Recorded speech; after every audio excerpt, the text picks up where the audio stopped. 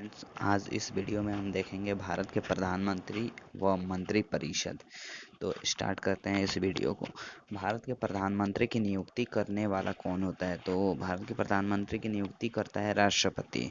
Second one is योजना आयोग का अध्यक्ष कौन व्यक्ति होता है? तो योजना आयोग का अध्यक्ष होता है प्रधानमंत्री। संघीय मंत्रिमंडल की बैठक का सभापति कौन होता है? तो संघीय मंत्रिमंडल की बैठक का सभापति प्रधानमंत्री होता है।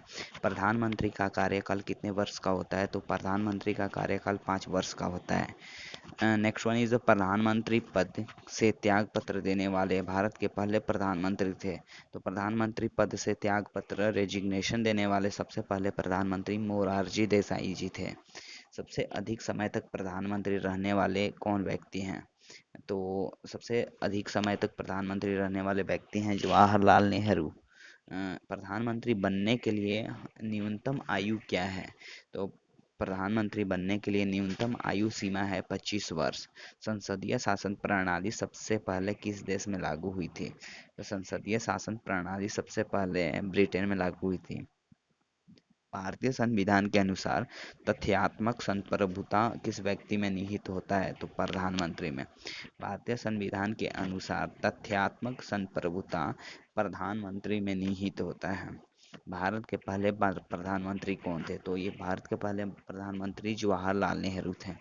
इस इस वीडियो में बहुत सारे ऐसे क्वेश्चन आपको ऐसे मिलेंगे जो कि आप जानते होंगे, तो इन्हें आप रिवीजन के तौर पे लीजिए ताकि आपकी आपकी जो पढ़ी हुई चीज़ें वो अच्छे से रिकॉल हो सके।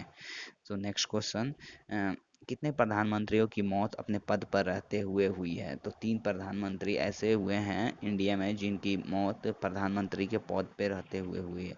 प्रधानमंत्री को पद की शपथ कौन दिलाता है? तो प्रधानमंत्री को पद की शपथ राष्ट्रपति जी दिलाते हैं।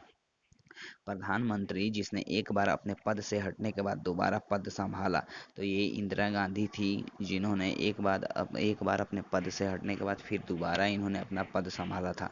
जवाहरलाल नेहरू के बाद भारत के प्रधानमंत्री कौन बने थे? तो जवाहरलाल नेहरू के बाद भारत के प्रधानमंत्री गुलजारी लाल नंदा जी बने थे। संसदीय शासन प्रणाली में वास्तविक कार्यपालिका की शक्ति किस व्यक्ति के पास होती है?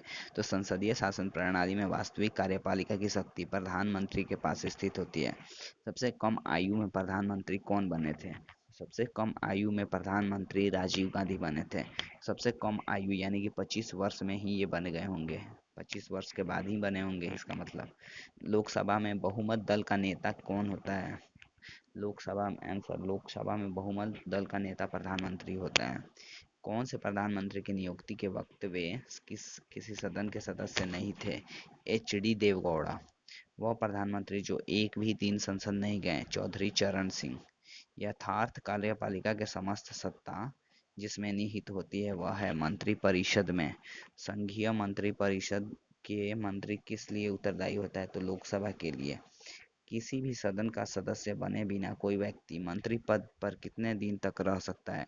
तो किसी भी सदन का सदस्य बने बिना कोई व्यक्ति मंत्री पद में 6 माह तक रह सकता है। संविधान के जिस अनुच्छेद में मंत्री परिषद की नियुक्ति व पदच्युति का प्रावधान है वह है अनुच्छेद 75। मंत्रिमंडल का गठन करने वाला कौन होता है? तो मंत्रिमंडल का गठन करने वाला केंद्रीय मंत्री होता है। स्वतंत्र भारत के प्रथम कानून मंत्री का नाम था डॉक्टर BR अम्बेडकर। स्वतंत्र भारत के पहले कानून मंत्री थे भीमराव अम्बेडकर जी। जो प्रस्ताव संसद में मंत्रिपरिषद रख सकती है वह है विश्वास प्रस्ताव। मंत्रिपरिषद के सदस्यों को शपथ दिलाता है राष्ट्रपति। भारत के मंत्रिपरिषद में अधिक सदस्य लिए जाते हैं लोकसभा से। स्वतंत्र भारत के पहले प्रतिरक्षा मंत्री थे तो सरदार पटेल। स्वतंत्र भारत के पहले वित्त मंत्री डॉक्टर जॉन मथाई। राज्यसभा के सदस्य मंत्रिपरिषद का सदस्य हो सकते हैं? तो हाँ, राज्यसभा के सदस्य मंत्रिपरिषद का सदस्य हो सकते हैं। तो आपने ये लगभग 30 क्वेश्चन देखे जो कि बहुत ही इंपॉर्टेंट क्वेश्चन बन जाते हैं एग्जाम पॉइंट ऑफ व्यू से। तो प्लीज़ अगर आप इन क्वेश्चन को जानते हैं तो इन्हें रिवीजन के तौर पे 1-2 बार और देख लीजिए, जिससे आपको ये सारी चीज़ें कंठस्थ हो सके और एग्ज़ाम में रिकॉल होने में टाइम ना लगे। Thank you for watching this video.